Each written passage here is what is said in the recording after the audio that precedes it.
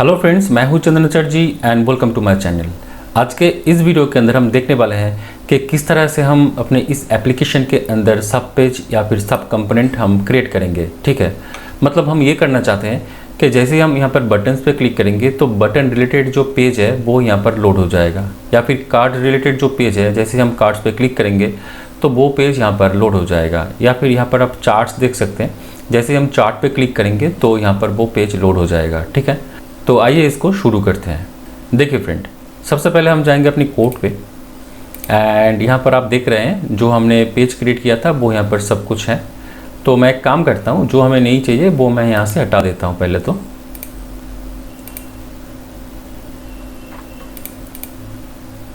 And सबसे पहले हम चले जाएंगे साइड बार पे। साइड बार पे जाएंगे एंड यहाँ पर साइड बार मतलब कि हमारा जो नेविगेशन बार है वो आप देख रहे हैं। यहाँ पर डैशबोर्ड है, यहाँ पर जो लिंक बना हुआ है वो है डैशबोर्ड के लिए। अब डैशबोर्ड के लिए जो यहाँ पर जो लिंक बना हुआ है वो है href। यहाँ पर आप देख सकते हैं index.html दिया हुआ है। हम इसको यहाँ से हटाएंगे एंड इसकी जगह पे हम डबल कर्ली ब्रेसेस यूज़ करेंगे एंड यहाँ पर हम लिखेंगे राउट डैशबोर्ड। ये हमने क्यों किया आइए देखते हैं। अगर हम जाएंगे अपने web.php फाइल के अंदर, यहाँ पर आप देख सकते हैं ये जो डैशबोर्ड राउट है इसका नाम डैशबोर्ड है, तो इसलिए हमने यहाँ पर राउट डैशबोर्ड यूज़ किया है। ठीक है, तो अगर हम इसको सेव करेंगे एंड इसको अगर हम रिलोड करेंगे तो आप यहाँ पे देख सकते हैं इस डैशबोर्ड की जो लिंक है वो नीचे दिखाई दे रहा है। अगर हम इस पर क्लिक करेंगे तो आप देख रहे हैं डैशबोर्ड फिर से लोड हो रहा है, मतलब ये लिंक जो है प्रॉपर तरीके से काम कर रहा है। ठीक उसी तरीके से हमें यहाँ पर बटन्स के लिए भी सेम लिंक क्रिएट करना होगा। तो उसके लिए हम डायरेक्टली चले जाएंगे अपने web.php फाइल के अंदर एंड यहाँ पर फ्रेंड हम एक नया राउट क्रिएट करेंगे।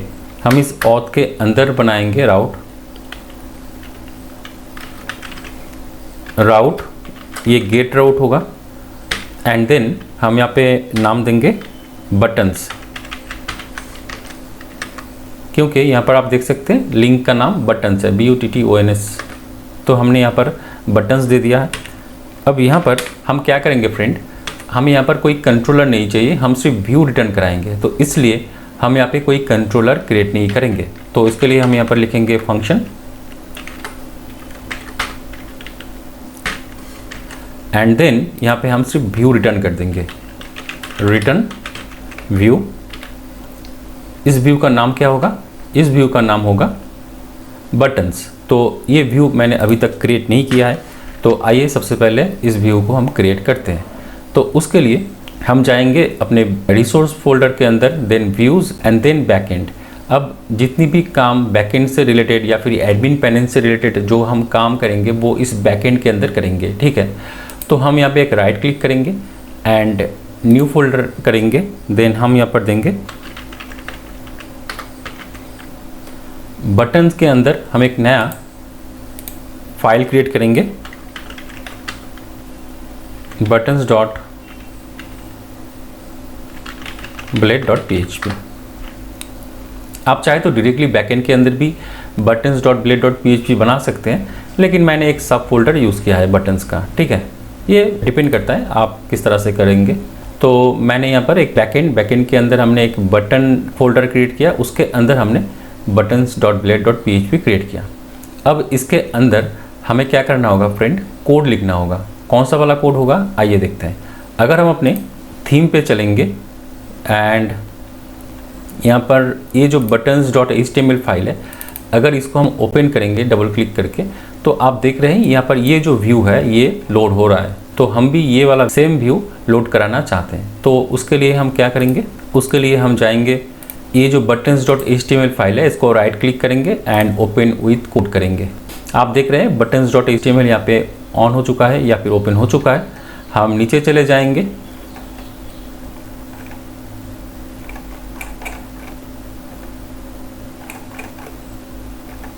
एंड कंटेंट रैपर, ये जो कंटेंट रैपर आप देख रहे हैं फ्रेंड, ये वाला कोड हम कॉपी कर लेंगे एंड buttons.blade.php फाइल के अंदर जाके इसको पेस्ट कर देंगे। ठीक है, यहाँ पे गलती हुआ है, कंटेंट रैपर, सॉरी ये नहीं, मैं इसको यहाँ से डिलीट कर देता हूँ। फिर से हम बटन पे चलेंगे। कंटेंट रिपर के अंदर यहाँ पर नैव आइटम है, इसको भी हमें नहीं चाहिए। कंटेनर फ्लूइड, हमें ये वाला डिव कॉपी करना चाहिए था। कंटेनर फ्लूइड हमने कॉपी किया एंड यहाँ पर हमने इसको पेस्ट कर दिया। अब हमें क्या करना होगा, ये जो button.blade.php फाइल है इसको हमें एक्सटेंड करना होगा। एक्सटेंड करना होगा क्यों? क्योंकि डैशबोर्ड के लिए भी हमने सेम किया था। तो सबसे पहले हम चलेंगे dashboard.blade.php फाइल के अंदर एंड आप देख रहे हैं फ्रेंड, यहाँ पर ये जो एक्सटेंड वाला लाइन है इसको हम यहाँ से कॉपी कर लेंगे। आप चाहे तो लिख भी सकते हैं। हमने इसको पेस्ट कर दिया, ठीक है। ये हमने क्या किया, हमने इस buttons.blade.php फाइल को एक्सटेंड किया, मतलब इसकी पेरेंट जो फाइल है वो कौन सा होगा वो हमने यहाँ पर सेट कर दिया।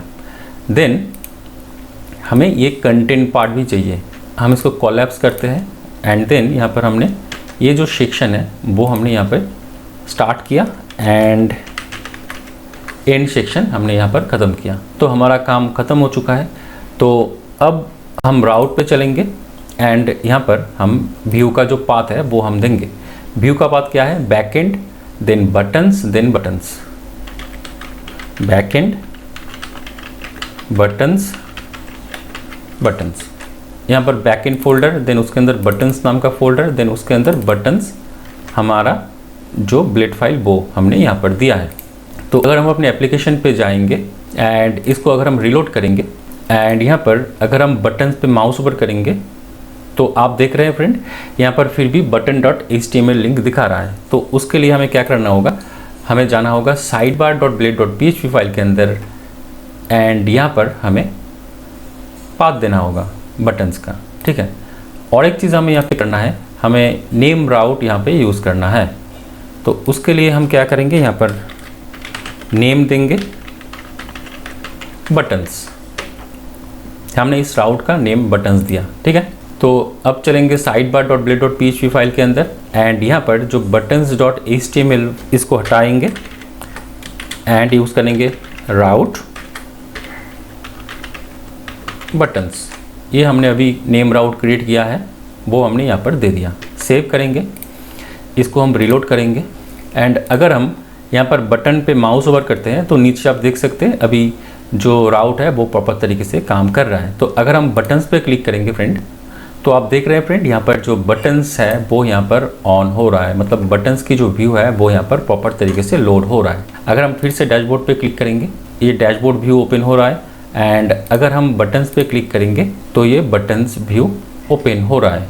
तो आई होप आपको समझ में आया कि किस तरह से हम मल्टीपल पेजेस को लिंक क्रिएट करके यहाँ पे लोड कर सकते हैं। येल्ड पार्ट किस तरह से काम करता है, आई होप आपको वो समझ में आया होगा। एक चीज़ मैं आपको यहाँ पे बताना चाहता हूँ और वो ये है, अगर हम buttons.html फाइल के अंदर जाएंगे फ्रेंड एंड यहाँ पर अगर हम जाएंगे ऊपर तो आप देख सकते इस HTML फाइल के अंदर यहाँ पर 3 CSS फाइल यहाँ पर इंक्लूड किया गया है, ठीक है। तो अगर हम अपने लेआउट्स के अंदर app.blade.php फाइल के अंदर जाएं तो यहाँ पर भी आप देख सकते 3 CSS फाइल यहाँ पर इंक्लूड किया गया है, मतलब सब पेज के लिए भी ये जो 3 CSS फाइल है यहाँ पर यूज़ हुआ है, कोई प्रॉब्लम नहीं है। अगर हम buttons.html पेज के बिल्कुल नीचे जाएंगे तो फ्रेंड आप यहाँ पे देख सकते हैं, यहाँ पर बूटस्ट्रैप की जो कोड जावास्क्रिप्ट फाइल वो यहाँ पे इंक्लूड किया गया है, कोड प्लगइन जावास्क्रिप्ट वो यहाँ पे इंक्लूड किया गया है and custom script for all pages वो यहाँ पे इंक्लूड किया गया है। एंड उसके साथ साथ अगर हम app.blade.php फाइल के अंदर जाएं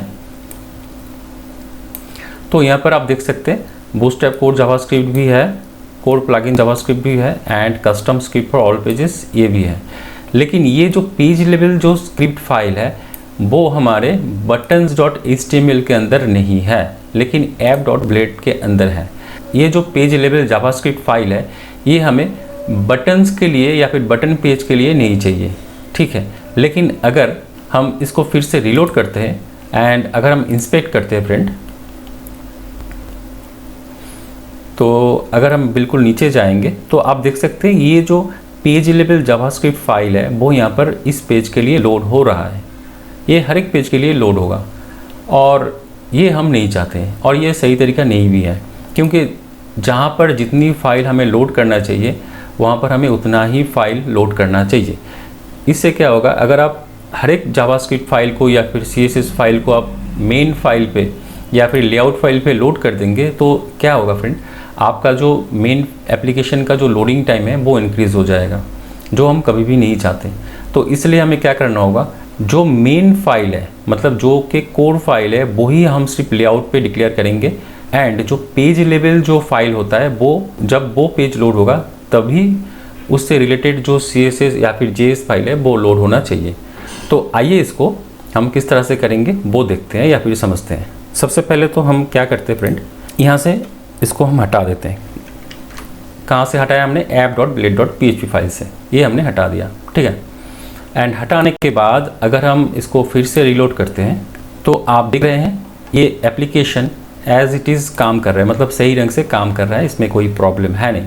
अगर हम डैशबोर्ड पे चलते हैं, डैशबोर्ड पे देखिए यहाँ पे प्रॉब्लम क्रिएट हो चुका है, क्योंकि ये जो JS फाइल है ये डैशबोर्ड पे चाहिए, बटन्स पेज पे नहीं चाहिए। तो उसके लिए हम क्या करेंगे, डैशबोर्ड से हम ये जो पेज फाइल है इसको लोड करेंगे। तो कैसे करेंगे आइए देखते हैं। सबसे पहले हम क्या करेंगे, यहाँ पर एक कमेंट करेंगे, पेज लेवल JS, हमने इसको कमेंट किया। अब यहाँ पे जो पेज लेवल जितनी भी JS फाइल है वो हम यहाँ पे लोड कराएंगे। कैसे कराएंगे, सेम तरीका, हम यहाँ पे लगाएंगे @yield एंड इसके अंदर हम लिखेंगे पेज स्क्रिप्ट।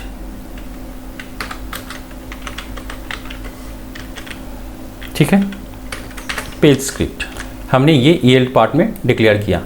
तो अगर हम फिर से जाएंगे अपने dashboard.blade.php फाइल के अंदर एंड यहाँ पर फ्रेंड हम चाहे तो यहाँ से उसको रिलोड कर सकते हैं। कैसे करेंगे, बिल्कुल आसान है।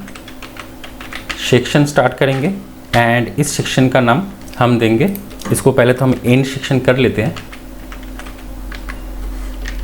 यहाँ पर जितनी भी फाइल्स है, जो पेज लेवल फाइल्स है वो हमने यहाँ पे पेस्ट कर दिया, जो कि हमारे app.blade.php फाइल के अंदर था। तो ये हमने कर दिया। अब हमें क्या करना होगा, यहाँ पर जो पेज स्क्रिप्ट है इसको हम यहाँ से कॉपी करेंगे एंड डैशबोर्ड के अंदर जाएंगे एंड यहाँ पर हमने इसको पेस्ट कर दिया। तो अब क्या होगा फ्रेंड, देखिए जब ये डैशबोर्ड पेज लोड होगा, ये वाला जो 3 स्क्रिप्ट फाइल है ये ऑटोमेटिकली app.blade.php फाइल के यहाँ पर yield सेक्शन पे ऑटोमेटिकली लोड हो जाएगा। ठीक है, आइए इसको एक बार चेक करते हैं। जैसे ही हमने इसको रिलोड किया, देखते हैं ये काम करता है या नहीं। आप देख रहे हैं यहाँ पर जो चार्ट्स है वो अभी प्रॉपर तरीके से काम कर रहा है। अगर हम इंस्पेक्ट करेंगे, बिल्कुल नीचे जाएंगे तो आप फ्रेंड देख सकते हैं पेज लेवल प्लगइन्स, यहाँ पर हमने दिया पेज लेवल JS। ठीक है, तो देखते हैं पेज लेवल JS हमने जो लिखा है वो कहाँ पर है।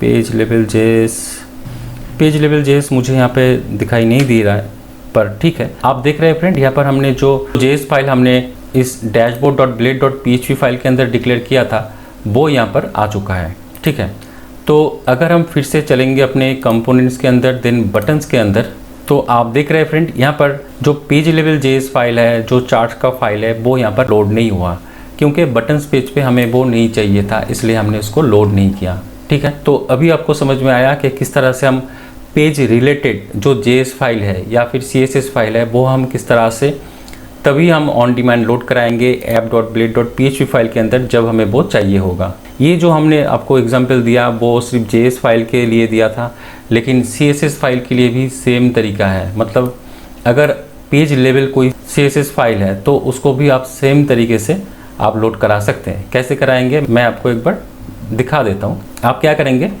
यहाँ पर जो पेज लेवल CSS फाइल है, मेन जो CSS फाइल है वो यहाँ पर लोड हो रहा है। यहाँ पर आप क्या करेंगे, एक yield पार्ट लिखेंगे।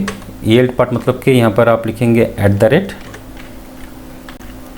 @yield एंड यहाँ पर आप लिखेंगे पेज CSS। अब फिर आप जाएंगे अपने जो भी आपकी पेज है, जैसे यहाँ पर dashboard.blade.php फाइल है, मैं उसी पे चलता हूँ एंड यहाँ पर आप फिर से एक सेक्शन बनाएंगे एंड इस सेक्शन का नाम आप देंगे पेज CSS। ठीक है, एंड यहाँ पर एंड सेक्शन आप कर देंगे एंड यहाँ पर जो भी आप लिखेंगे, मैं यहाँ पर लिखता हूँ CSS is goes here, page level CSS is goes here, हमने यहाँ पर लिख दिया। ठीक है, तो अगर हम इसको रिलोड करेंगे, ये कौन सा वाला पेज है, बटन्स पेज है।